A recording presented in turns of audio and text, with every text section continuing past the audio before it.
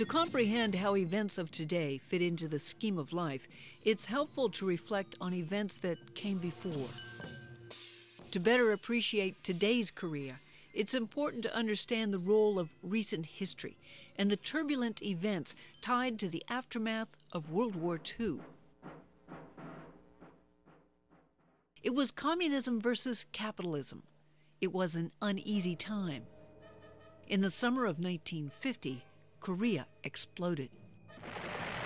The North had invaded, and the Korean War began.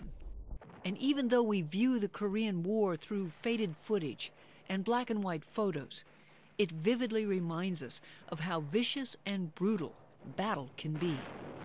1950, I was 29 years old.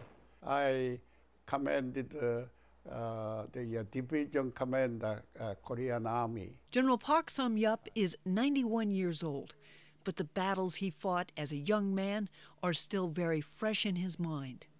North Korea at that time, Joseph Stalin helped North Korean forces. They are heavily armed. We lost the capital Seoul 3 days after. Nearly 2 million killed or wounded. American soldiers also nearly 40,000. They killed 100,000 also wounded. Freedom is not free. What has the cost?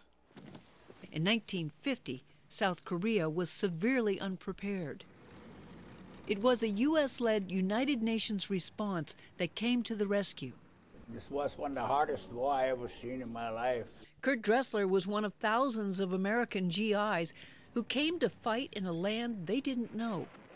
Like many of the Americans that fought here, this was his second war, coming on the heels of World War II.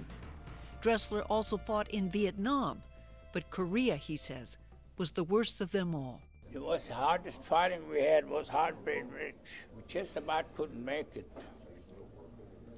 It was real tough.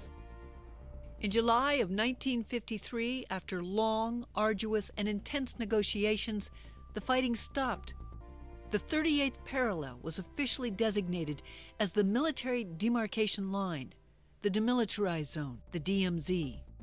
Today, it's a war zone that's still volatile. Reunification is a stated goal, but the recent death of North Korean ruler and dictator Kim Jong-il and the rise of his successor and son is bound to change the status quo. But how? Gail McCabe, Korea.